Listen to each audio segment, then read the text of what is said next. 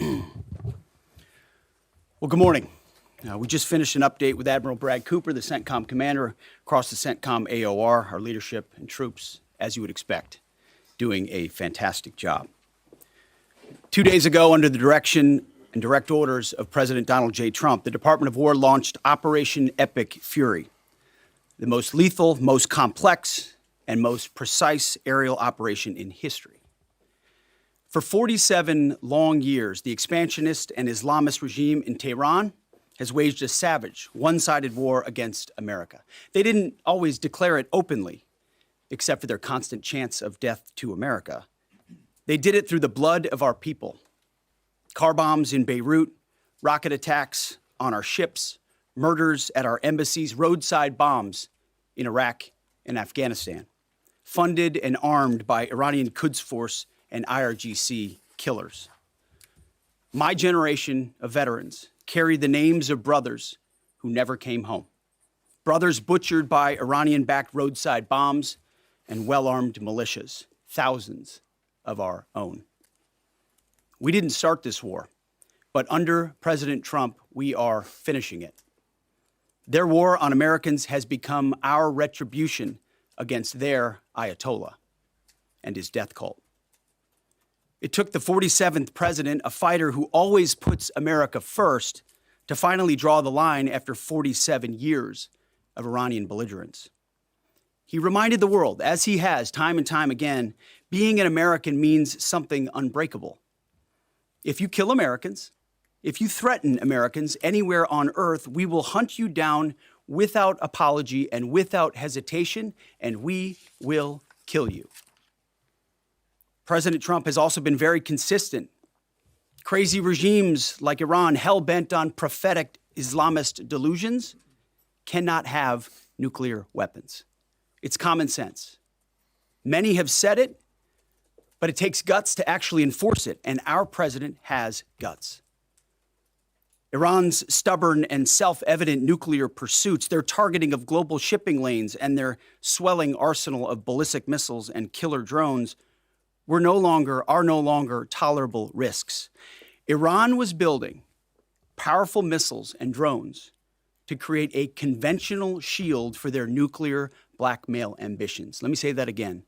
A conventional shield for their nuclear blackmail ambitions.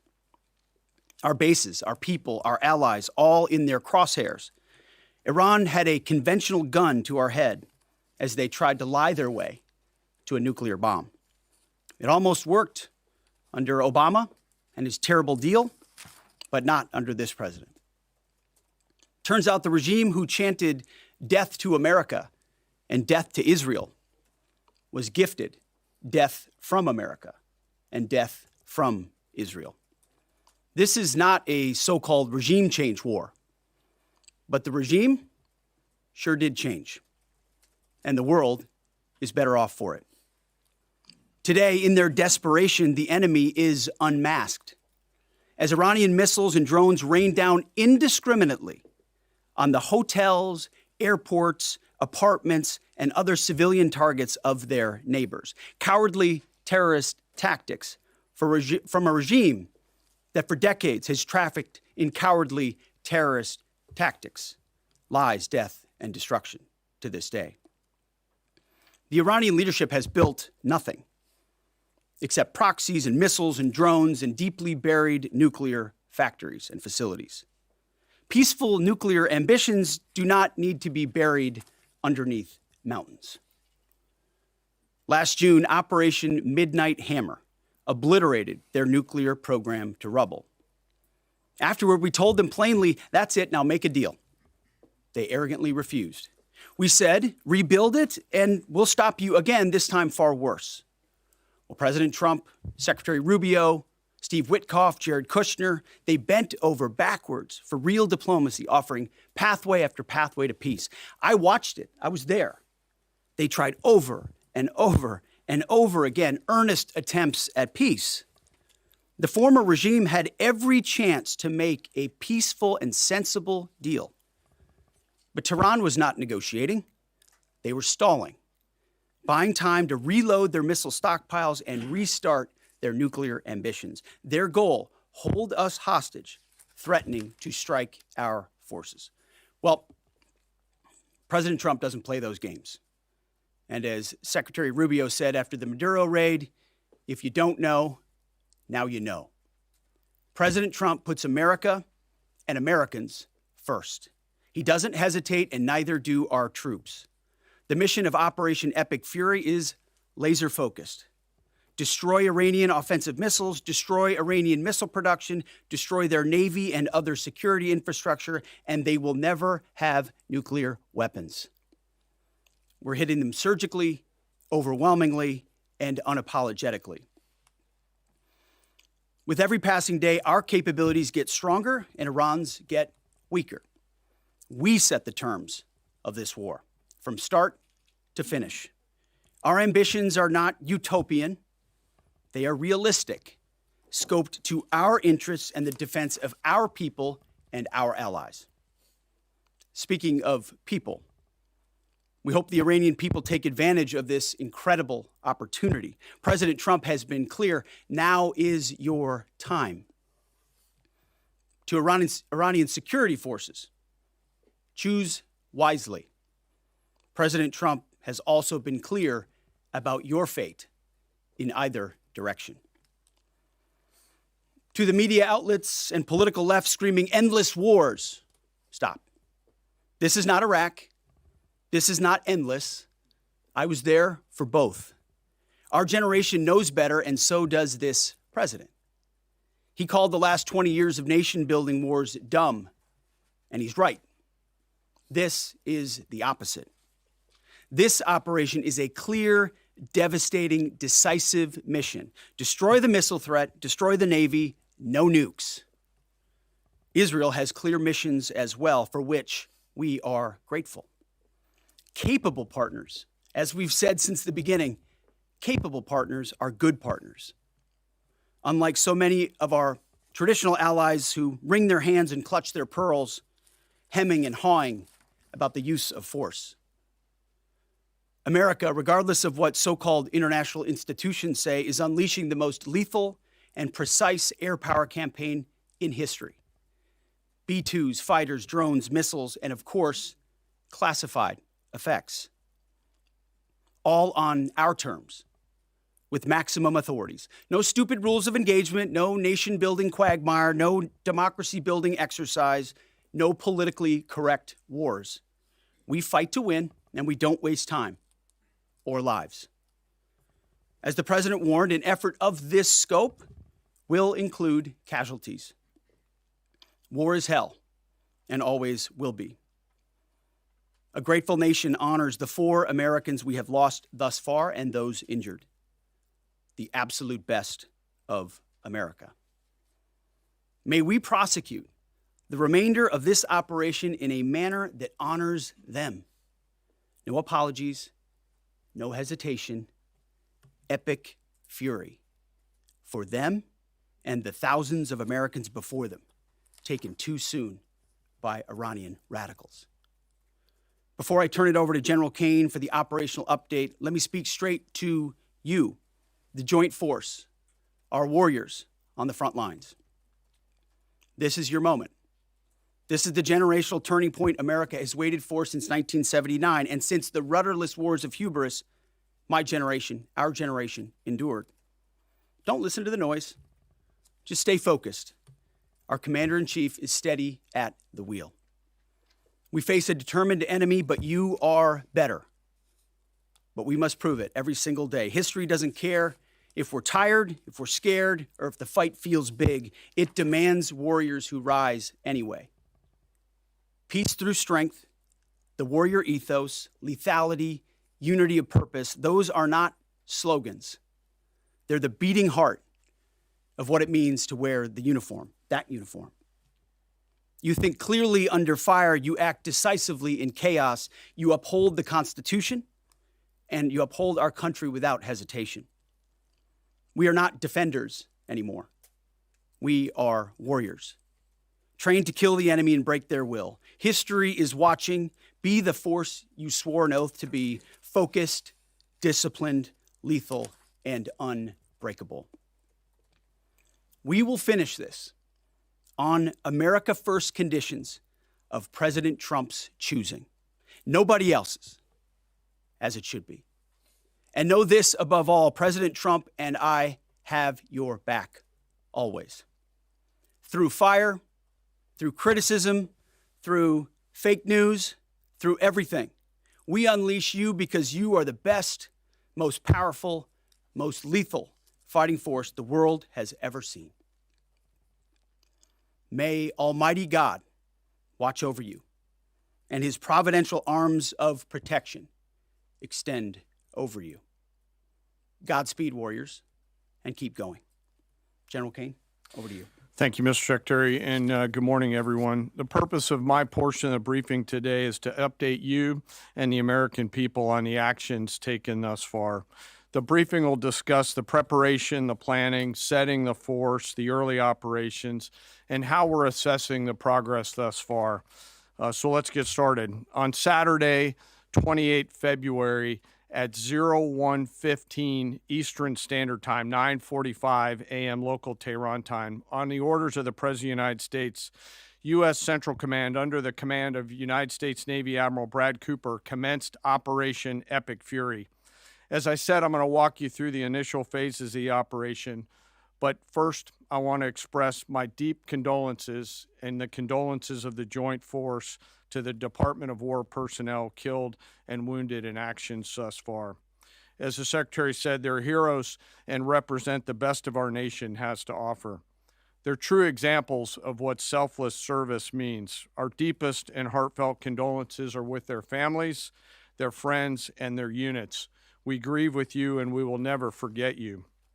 Additionally, I stand here before you today grateful for each service member, planner, logistician, operator across our joint force, for our Department of War civilians, our intelligence community teammates, our interagency teammates who continue to stand in harm's way alongside us. I am proud of all of you as you take the fight to the enemy, and we are the best in the world at integrating, period. I want to extend my personal gratitude to the dedicated commanders and senior enlisted leaders and the enlisted members of the Joint Force who are fighting this fight across the CENTCOM AOR. In addition to Admiral Cooper and Fleet Master Chief Compton, I want to highlight a few today. U.S. Army Central Command Commander Lieutenant General Pat Frank, who along with his team are fighting the counter-missile and counter-drone fight. United States Navy Central Command Commander Vice Admiral Kurt Renshaw and his team, who are engaged with the Iranian Navy and projecting American naval combat power from the seas. And United States Air Force Central Command Commander Lieutenant General Derek France and his leadership team, who are crushing Iranian targets from the air. I want to highlight the support to the CENTCOM fight from other combatant commands who are directly involved with this effort, to include U.S. Spacecom, U.S. Cybercom, and U.S. UCOM. I also want to specifically call out United States Transportation Command and U.S. STRATCOM for their contributions to this fight. We cannot project American combat power at the time and place of our choosing without both. And finally, I want to express how deeply thankful I am for the continued service and sacrifice of the entire Joint Force and their families. Their unwavering commitment and dedication are the cornerstones of this effort. So let me start with a few details. First, to be clear, as the Secretary said, this is not a single overnight operation. The military objectives that CENTCOM and the Joint Force have been tasked with will take some time to achieve, and in some cases will be difficult and gritty work. We expect to take additional losses, and as always, we will work to minimize U.S. losses. But as the Secretary said, this is major combat operations. So let me talk about the preparation and the planning. On February 28th, the full strength of America's armed forces came together in a unified purpose against a capable and determined adversary. The United States Army, Navy, Marine Corps, Air Force, Space Force, Coast Guard, and our reserve components integrated across our combatant commands and began coordinated operations with the Israeli armed forces of an unprecedented scale. As the Secretary laid out, our military objectives are clear. Our mission is to protect and defend ourselves and, together with our regional partners, prevent Iran from the ability to project power outside of its borders and be ready for follow-on actions as appropriate. Across every domain, land, air, sea, cyber, the U.S. Joint Force delivered synchronized and layered effects designed to disrupt, degrade, deny, and destroy Iran's ability to conduct and sustain combat operations. On the U.S. side, this marked the culmination of months and in some cases years of deliberate planning and refinement against this particular target set. From precision strikes against key military infrastructure to persistent intelligence and targeting integration to the close coordination of the components across vast distances, this operation again demonstrated America's reach, readiness, and professionalism, and that of our joint united force. It was historic not only in the operational scope, but in the level of joint integration displayed across every element of the joint force. And as I said earlier, this work is just beginning and will continue. So now to talk a little bit about setting the force and setting the theater. On the order of the Secretary of War over the last 30 days to reinforce deterrence and provide the President with credible options should action be required, the Joint Force began to systematically reposition assets and personnel across the region.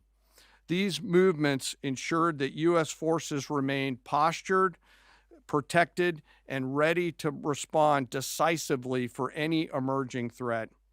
This deployment included thousands of service members from all branches, hundreds of advanced fourth and fifth generation fighters, dozens of refueling tankers, the Lincoln and Ford Carrier Strike Group and their embarked air wings, sustained flow of munitions, fuel, supplies, all supported with command and control, intelligence, surveillance, and reconnaissance network. And the flow of forces continues today. In fact, Admiral Cooper will receive additional forces even today. This rapid buildup of forces demonstrated the joint forces' ability to adapt and project power at the time and place of our nation's choosing. I want to highlight a couple specific cases for you. The Gerald R. Ford Carrier Strike Group, which many of you know was down in the Western Hemisphere, redeployed across the Atlantic to set the theater. The ship, her crew, their families, and the entire strike group took a deep breath and, as they always do, began planning to conduct combat operations. The integrated Reserve and National Guard forces have continued to demonstrate the value of America's reserve forces, including the Wisconsin Army National Guard operating in Kuwait and Iraq, and Air National Guard units from a variety of states to include Vermont and Virginia. In the case of the Vermont Air National Guard and the 158th Fighter Wing, they were mobilized for Operation Absolute Resolve and then were tasked to take their F-35As across the Atlantic instead of going home to be prepared to support this operation.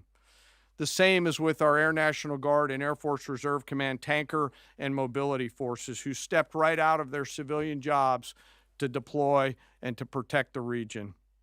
Lastly, I want to highlight the unsung heroes of warfare, our American logisticians and sustainment force, those who quietly work every day behind the scenes to project and sustain America's combat power. Our leaders from World War II were right when they said professionals do logistics. As regional tensions rose, the Joint Force elevated our force protection measures on the order of the Secretary and repositioned discreetly civilians and non-essential personnel designed to ensure the safety and security of our joint force. By the time operations began, only essential forces remained on our bases and in theater, all ready, capable to respond. So now let me move to H hour. At 3:38 p.m. on Friday, February 27th, the United States Central Command, through the Secretary of War, received the final go order from President Trump. The President directed, and I quote, "Operation Epic Fury is approved. No aborts, good luck, close quote. In the region, every element of the joint force made their final preparations. Air defense batteries readied themselves, checking their systems to respond to Iranian attacks.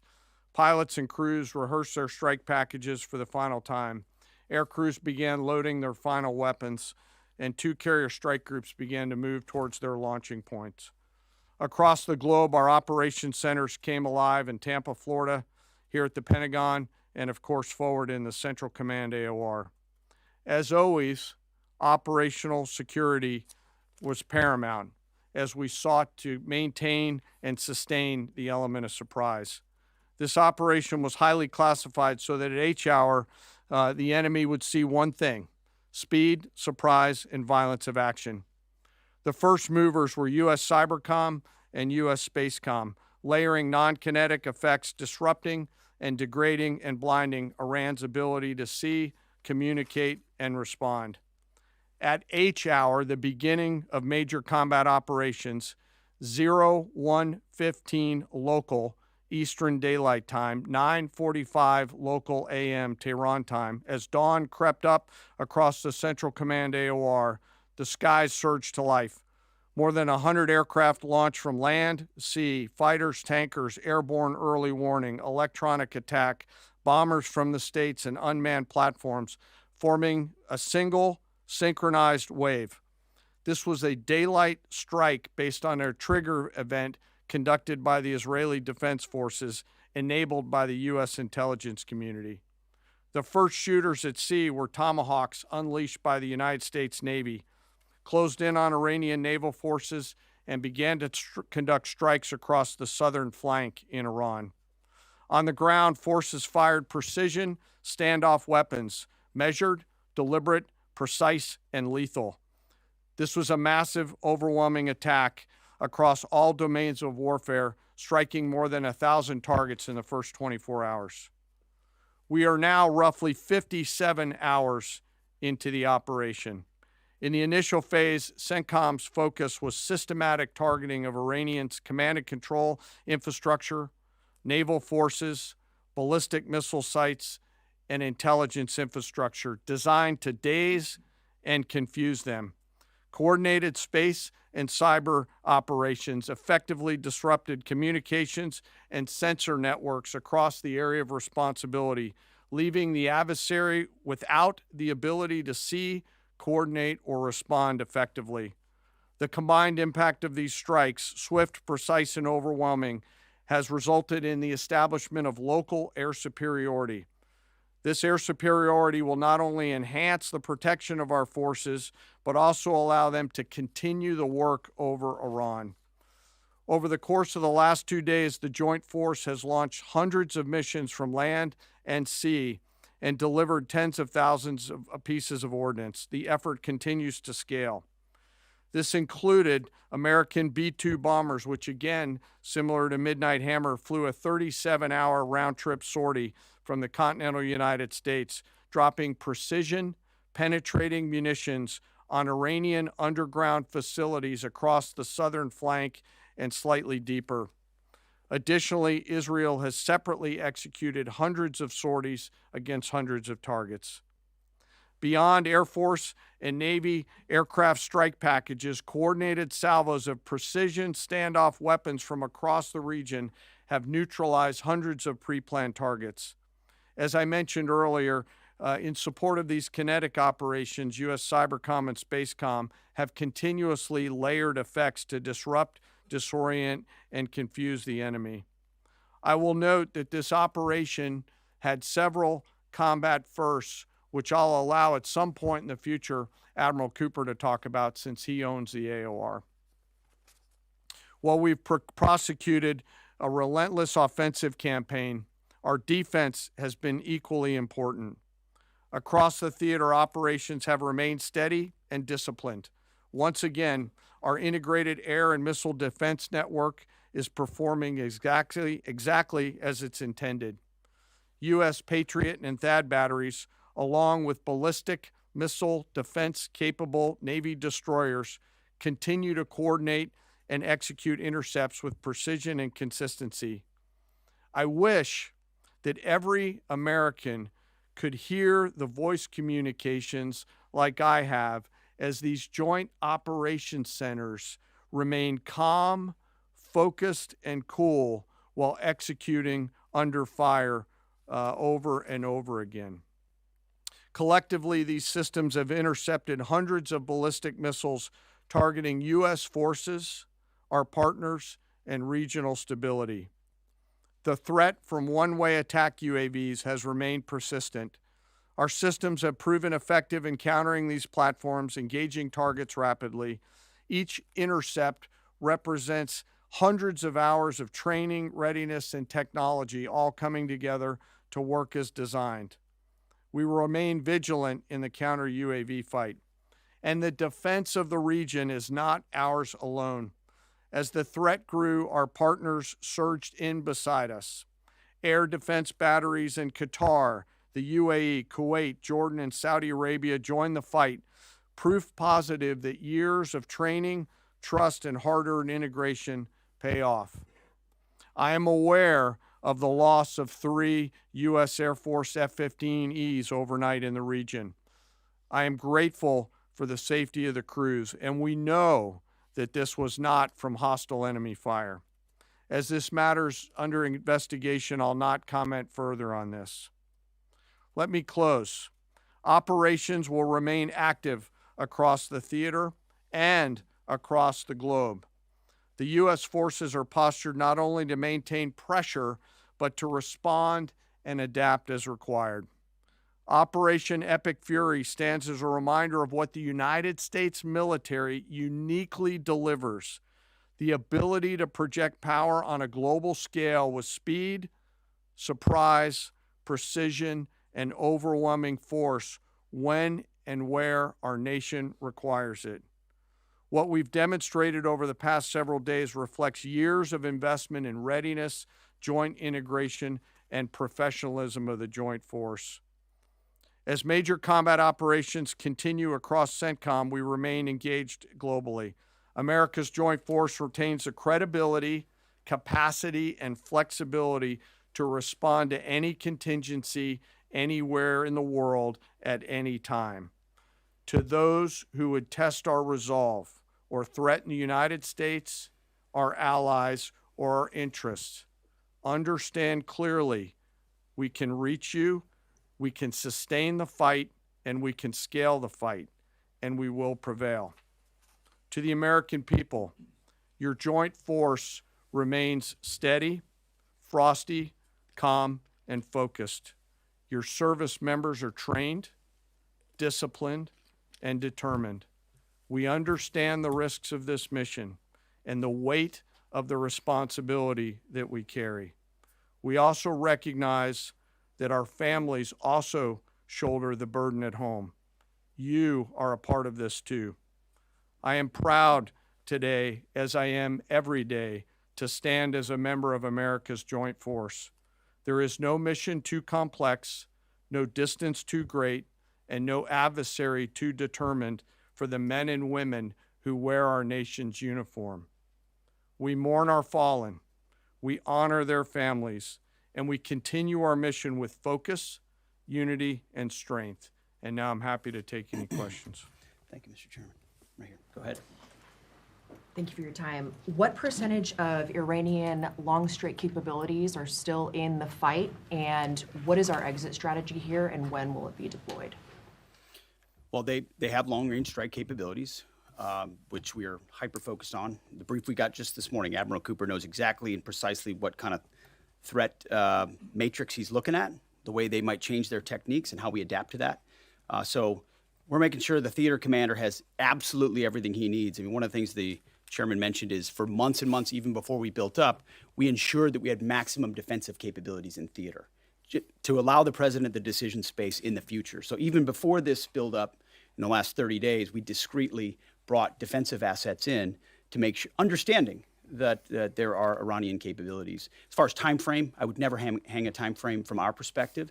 The commander-in-chief sets the op tempo and terms of this fight. As I said, it's on his terms. And we'll make sure that Admiral Cooper and his team have everything they need, not just to defend. I mean, the best defense is good offense. And so we're aggressively pushing into that airspace over that southern flank to ensure that we control it and we destroy anything that moves that would attempt to shoot us. Think of it as shooting the archer instead of the arrows. That's where we want to be. And we have the kind of exquisite intelligence to get over the top, find that and destroy it. It won't happen overnight.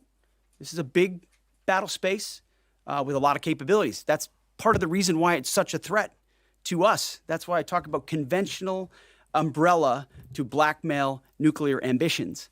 They were building up this conventional arsenal in order to ensure that no one would ever block them from their ability to get nuclear weapons. So we're very clear-eyed about the nature of this Iranian threat, and we're going to get after it. I don't know if you have anything to add to that, Mr. Chairman. Thank you for the question. The only thing I'll add is that unlike an operation, a single operation like Midnight Hammer or Absolute Resolve, it'll take some time for us to conduct battle damage assessment, and the targeting cycle that CENTCOM will run will take those things into effect. Admiral Cooper will adjust his plan and fires accordingly to ensure that we're attriting that. He's focused on long-range strike capability coming out of the enemy, and that's a key and essential part of it. Of the capabilities that still exist from the enemy front. Yeah, that's what I mean when I say we're still doing BDA. Normally we'd be able to see a singular thing and we'd assess pretty quickly. He's doing offense and assessment simultaneously, so it'll take longer for us to assess than it would in a single operation. Secretary Hegseth, thank you. Reagan Reese with the Daily Caller. 2 questions for you. The president said yesterday in his video message that we will leave Iran when we complete all of our objectives. What are our objectives? And can you share more information on how the soldiers who were killed were killed? Well, I laid out the objectives, as did the chairman. They're completely nested. I mean, Iran has an ability to project power against us and our allies in ways that we can't tolerate. So whether that's ballistic missiles and drones, so offensive capabilities, effectively their navy, which would attempt to set other terms and impose different costs, drone capabilities, which we laid out there, and ultimately, though, this tying it back to Midnight Hammer, the president has been willing to make a deal. You can't have a nuclear bomb. Radical Islamists can't have a nuclear bomb that they wield against the world. He gave them every single opportunity. Then we precisely took it away. And even then, after that, they didn't have that. They didn't come to the table with a willingness to give it away. So ultimately, those nuclear ambitions, which never ceased, are something that had to be addressed as well. So that's a discrete sense of what's being addressed here to ensure that they can't use that conventional umbrella to continue a pursuit of nuclear ambitions. And then as it pertains to the U.S. casualties, that particular incident was, you have air defenses and the lot's coming in and you hit most of it, and we absolutely do. We have incredible air defenders. Every once in a while you might have one, unfortunately we call it a squirter that makes its way through, and in that particular case it happened to hit a tactical operations center that was fortified, but these are powerful weapons. So we certainly will do, as I said, moments like that, as we remember them and we take care of them and take care of their families, only stiffen our resolve to ensure that we do this properly. Thank you. Yep. Right here. Thank you, Secretary Hegseth. I had 2 questions for you. First, are there currently any American boots on the ground in Iran? No, but we're not going to go into the exercise of what we will or will not do. I think it's one of those fallacies for a long time that this department or presidents or others should tell the American people, this and our enemies, by the way, here's exactly what we'll do. Here's exactly how long we'll go. Here's exactly how far we'll go. Here's what we're willing to do and not do. It's foolishness.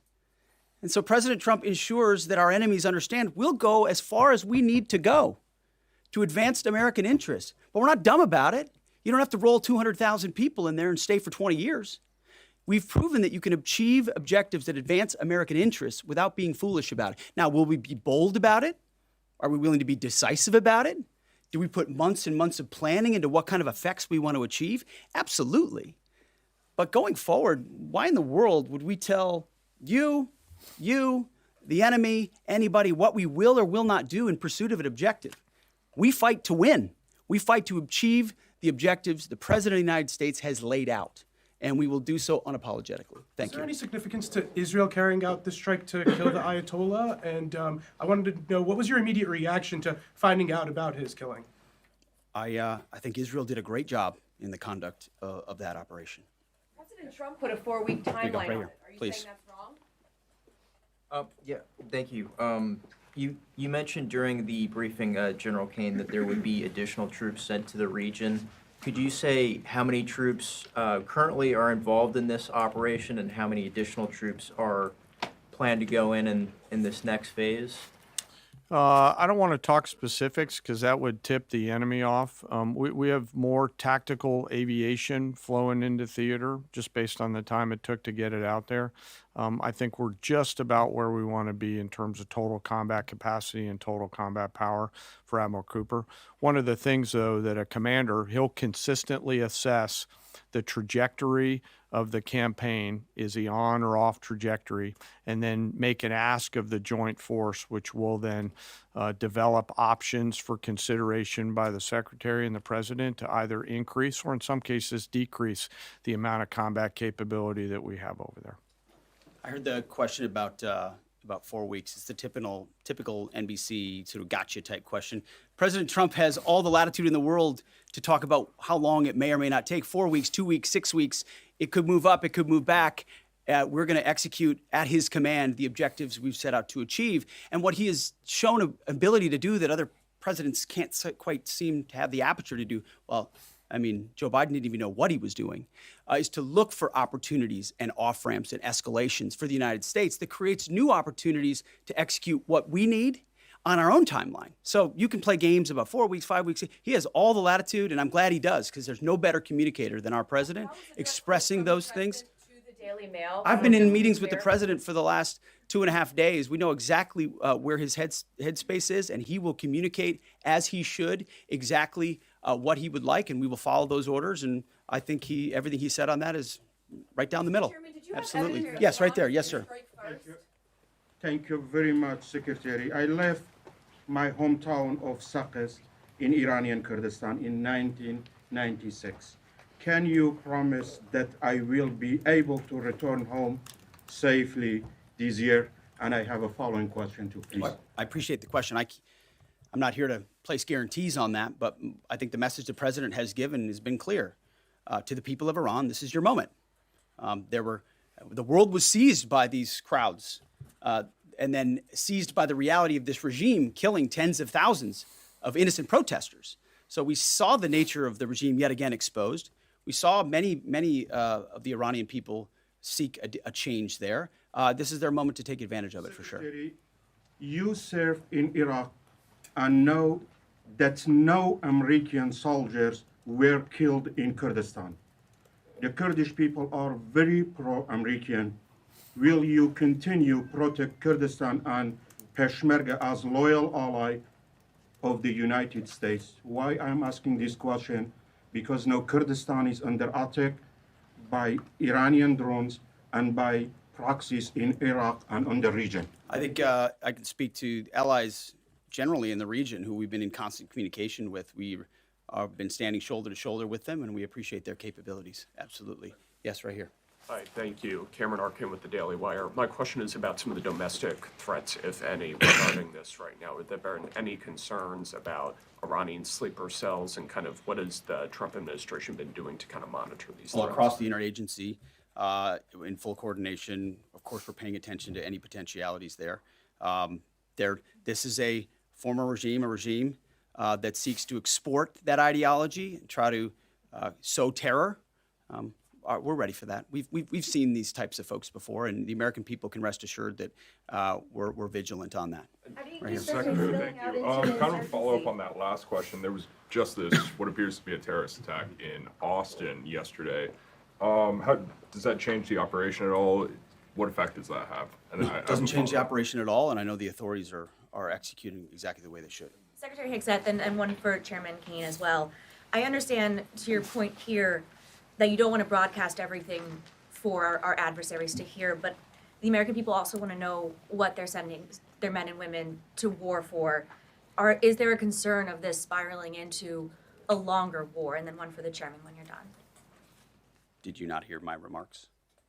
I mean, we're ensuring the mission gets accomplished, but we are very clear-eyed, as the president has been, unlike other presidents, about the foolish policies of the past, that recklessly pulled us in to things that were not tethered to actual clear objectives. So we know. We have plans, we have generals, we have chairmen, we have commanders, CENTCOM commanders, Admiral Cooper, who's executing very deliberately to ensure outcomes that I laid out are accomplished. But we would never, in front of a press pool, lay out how long that may take. The mission for our warfighters, which is what matters to us, is very, very clear. And they're executing it right now violently. And just for the chairman quickly, I have one for the chairman. You said this is not a one-night operation. It will take time to achieve the goals. What would be the goal line here for you? I think the Secretary laid out the military objectives, and that's what we execute against is the military objectives. Last one right here. Uranium is. Thank you, sir. As you've said, there are a large amount of U.S. service members that are in harm's way right now. What is your prayer for them? First of all, my prayer for them is that I do pray for them. My wife prays for them. Our family prays for them. Our cabinet prays for them. None of this is done on a whim.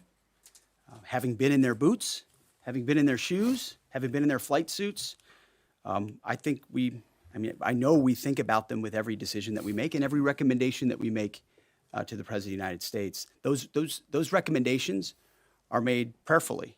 And when I pray every day for them and for this mission, I pray simply for the biblical wisdom to see what is right and the courage to do it. It's going to take courage to follow through on this. There's going to be a lot of noise, and we pray for that, and we hope all of you do as well. Thank you very much. Appreciate it. Thank you.